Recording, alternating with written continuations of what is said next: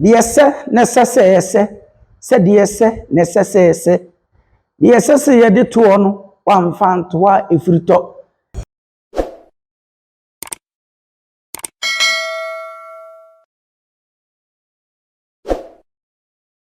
Abusiafo titidifo nie ohwe titidifo TV mo bi nka nkyere obi no obi so nka nkyere obi se titidifo na ọkyere amamere ne amane se monkofie kofie no only titidifo a ọka ho asem kyere ganafo wan kofie a ene ware wo wala wanye wamane a ene wale wo wara wan tu anamo anhwehwe wo fie honhoma ene wale wo wara titidifo nie bichia ganafo 25 December 2022 eya kwesi de kese eya da kese Ghana ha nyina ya da kese nti aboafo kuo ma no boafo kuo ma nyina eto nsa frem se to dwan afi ne kwa wiye December we amane sunsum sakra bi akoso nti to dwan be da ase wo de da ase keke musi mi dwan nie mumfa nana no masema me na hwe nsakra ye beba titidifo ni mpacho yankase fo dwan bra na yanwe enya afode a wo betu asika ma titidifo adida bi to dwan wo de pesika to dwan to dwan na wo se me de dana nanom ase me de da me fia ho na se titidifo jiwodwan fa dana nanom ase ma me fufuto ka ho ma wo mo nsa na ka kire wo se piawo me da wo mo ase na hwe de sakra ya ebeba titidifo ni e chia Ghana fo nyina nana bagu na wo se sei nkofo bi frame am say nene wo kasa no na mente enene na nsankofo bi frame ana mo busa me say eden na be ma obi aye ni nua bone obi di ni be kwadro si say onku no onse no ana se o man ni bibia anya basa eden na be ma sa de na si piao abujanfo me chia Ghana fo tgd4 TV no subscribe my why na share my share message no napoku boniaye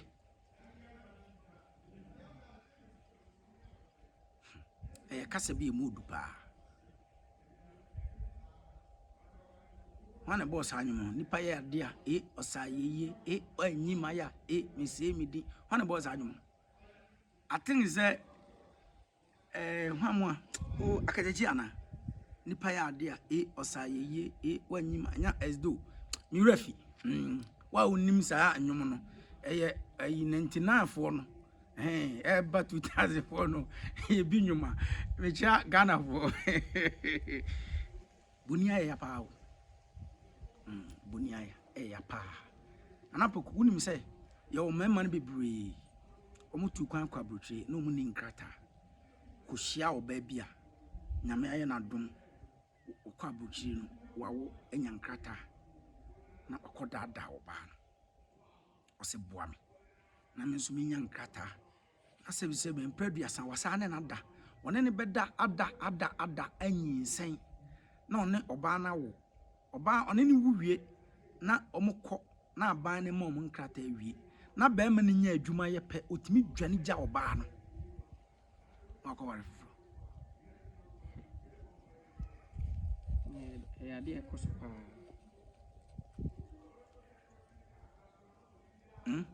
na wagya oba no ho unim se na nsa bi ababa bi ba no ma sam de ba na napoku na de oti abonten ose one abrantie bi te ha Ghana he yawo omuhye omo ho no na ono ye adwuma na boy ne nya adwuma na nam se na odo ne nti no omakekan one ne tra ya ana boy ne kan se onya adwuma nye wawie school onya adwuma nye etinu according to oba no ono ano onya wagi ni pay no de kakra ama boy no tera bia no madigwa akoma ne maame ne nuanom because saa ohawe ya oba yi kan ade e wo Ghana ha pa emema no bebre ti se metitidifo sei na machinye so ati ase metumi akase me yire boa me data mo 70% etima me de nuanom nyina bankran because osromasene nti bo nse oboaboa no na ekodu ba bi no na ga ne kan se na the plan nyina no se opese okọ abrochi enu nti no na oboaboa ne sika no se ono oba no obetu kwan Nemum sade boy no odo no na ne ho kire no odi sika no beboa no na be ma ne nko na so okọ no nya nkrata no aba be ware no no abefa nako hwe oba na dwempa o ehwo ape na oye den odi sika no support be ma no be ma ne maame ne nuanom ene asori a wo mu kodi adanse ese ge no ne support be ma no 24%. 247 Ghana na sakopa ni agent na pa be ma no etu kwan okoduru ho no na adwuma sem ho edan ayedin no fra lady ni say makoduru na mini nkrata nti adwuma sem no ho edin asema ye kan bro chirefo na tiase because woni nkrata wo kuro bi so a aye awbre nti wo say ofiri sofo ho no okokonfo ho ofiri konfo ho no okomalam ho o say ochini ya ma na adwuma na oye no ogi loan e di chini ma be ma no ochini ya kodu level sa afede be ma na yedan onya ne nkrata 10 years ni onfa be ma bia da hwade be ma na dia ye ga no boniaye eya o me say se wa yo bi papa na se wo say onyi wa ya me say ka wakoma to ye na kasa kira asasi ka kire nyame wa no na onum nsu a nature betua ne ka odwale nsu a nature betua ne ka me say wo ofro ka mframa betua ne ka eja na wo ka anim na ono nso eja wo nimu a otumi kasa no omfa ne hu nida titidifo ni Bema na say 10 years na fe no anya ne nkrata edu obaye oba no ho ade na ne ho ade na obaye no ono bema ne maame no a na ne ba no ha no onya adwuma enu nti no ne ba no edi dwa koma sa maame ne ma no maame ne say ompene ma ne nware sa oba no oh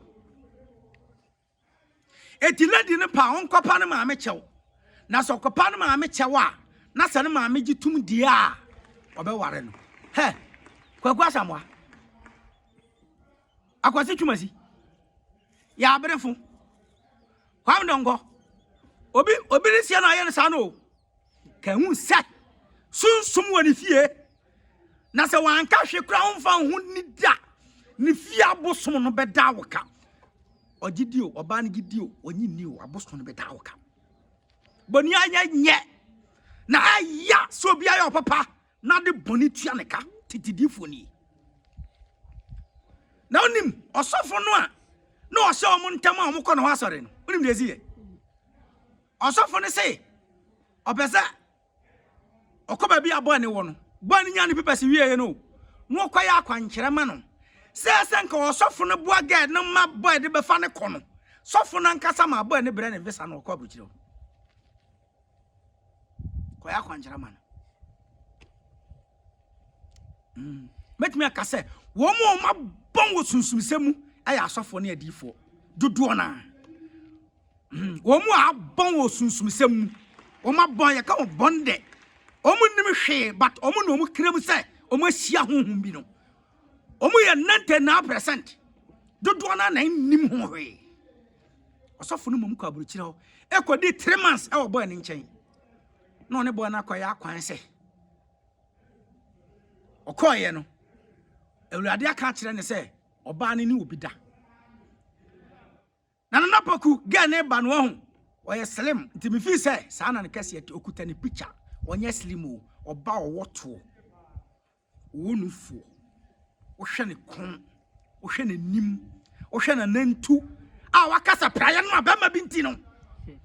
bema binti o boniaye kom nipa na me ka kire me so onum so obewu awiakete na boniaye enye bida me se obi ama nsu anom utwam na o se jinsu onum ada wurafi obabu na wugidie no Abraham wa mankofo bi nsu onum na hohoro mo na ase keke wo o se mayi wu ne wo yere afiri wo onim wo fa ase ayi friends a lot mpo mayi na afiri wo onim ana onim boniaye nana baku osafo ne baaya o se ne kunu ni se wona ga no enkopa ne maame ne chew no se menya maame ne bone me ni di na tem me ne nko ye okoye me ye adwuma me di bi koma maame wonya adwuma nyina ba bia me nam nyina no wo se me mo maame amane wo maame nim ade mo nam de wo maame a wo se o ma wo nware me na wo mfa me nkwa abrochire ne bie titi divo ni wo ba wona brantie bia wo hyew me se oba na wo ya na yakayaka de no ni su ne na wore hu a wo di no a oba na ba owi ase no wo bewu BONIAYE eya titi divo ni ban bon nsa no sei no osu omukoduru ho asofo ne sei maame ne sei monko me ba no mpa no mpa ochina o se maame tu nka se na me di dwabro maame wa bon hudua oba besi a wo ma wo yonko ba bre ehwe wo ba na wo se wonim no titi divo ni me kasusum ni no kore ene tete na nanu mama mramu no me hu sam na me ka kire wo no sofo ne sore ya o se maame ne se wo mpena wo ha wo de besiri yenko sofo minim bone am de maame na me mesem yenko se o maame ne se wo mpena wo ha wo sa de ho ana sofo no asore eja wo ba no ho maame na mpiri sunti no maame na mpiri sunti no chese 10 years na wa mana tena ho wanfa ba ma bia da no ahyegu kojo manu onfa hu ni da onfa hu ni da he ewiase we mu yamfa bibia nkyɛw wo sakra wa adwena yamfa nkyɛw de wo yɛ ye ne de afiri wo betua ka de wo dua ye no wo betwa BONIAYE emfa hwema he abrantie bi fra mi fra America nana poku BONIAYE mesi ate sɛ de wabɔ hu dua ate sɛ de wankasa wakɔ antoa sa antoa ma wie obi sika dikume saa na BONIAYE te mu ankofo bi ya madoya eboa ma na wura finam na mo ka ne ho asembɔ ne no mesi wa antekora na nature betua wo ka ensuo betua wo ka asase betua wo ka adua bode a wo bedie bode bebɔ odua bantia wo bedie ebebɔ odua bayira wo bedie ebebɔ odua mesi nkatie mpo na bawie ebebɔ odua kwadu a obedia na nka ne ho atɔ no obedi kwadu batebe hiam titirifu ni anabaku abrantia ne se wo ba no onim ne dada wo enso no mpa ne da no otu kwa abrochire no eno hunu se abrochire fo ma no ono ontimi nware bi na mom ga na wonim no dada no obeba no aba ba yedai aba ware no nti o mo obi kɔhwɛ no ma no ne kasaye one ababa wo yedi nkoma na ababa wo ipin so onya ne nkrata wa America pe eno sanachi o mane sika ema ye oba no ho ade wo Ghana waya ne ho ade wo Ghana pa ano de ge no ekoduru nchen wa America ho nana bagoi BONIAYE emma BONIAYE fo momfam hu nida titidifo ni oba bia bema bi ni sika boa wo na wo sa jana kwadi bema fofrachi womfam hu nida na de aware de abo na aware kra de otiminya bi ware wia awo emfa ni fie bosom beda wo ka no ka za Ghana for the year ne nam ho no o ka za obi afie bosom ni ho obi afie bosom wo ho enu nti se wodi obi bone ni fie bosom beba beda wo ka titidifo ni na abaku one Ghana wo ba ku wie ya obekwa adwuma beba no na Ghana buafu obaba bia na Ghana buafu no na wo ba yi mi ni woni ntokwa akra yi wo ba wanya 2 years yete kama na da na da bia meba no amunan ai meni nyi hu biem no say wani nyi hu biem say adan me kote nya adwuma sem pa aduasa wase nya kote asem adan manum bon wase nya anum bon asem adan ya Ghana kwa adwuma tre na omkotena mu no ne aksi bia na onim no wakohia ne premu no ono na nanka obeware no na be ma ne bablo kire wa mfre no wakohia ne ntiro odo sa be ma no nyambe twia wo sa oba ne ka nana boku be ma ne ko ka no wose se be ma na nka na no ntuma oba report no se watwese ka wo no so be ma ne kwa adwuma no afre ne ex na wonim ne Ghana no amana ko hia no fi onza abrochire no mo left adwuma ana ye kan say omo shift mpacho nya me kasa patapa Ghana ni brofo adi on tis on kan twi On can infantio. Bema no kwa adwuma a different time. Oba no so kwa adwuma a different time. Bema no say okwa adwuma na ne neighbors e ho say wo yire di obema abafie ho. Ono so adwuma abroje so de kwa na wo time nso ya wontimi nya den empon. Oba no busa oba no say krache nti obi mesra wo. Na da kro ena o madwuma mu no onya tam ketua bi wose na waye adwuma bi na ade kye a ti se bi omo package niema nti omo package ye na akakra na asa nti ade kye no okoe no owie ntem nti omo man tam say obetimi akorest according to ono ni nkyekire mu nti ose oba afia obabi epono na etwiem kase etwiem na baku kase etwiem etwayongo ho azi etwaduam na meka na expected edi na etwiem embanfo na bu bese etwayongo ho a na etwaduam na meka ze etwiem edi na etwiem edi na etwiem etwayongo ho a etwaduam titiri buri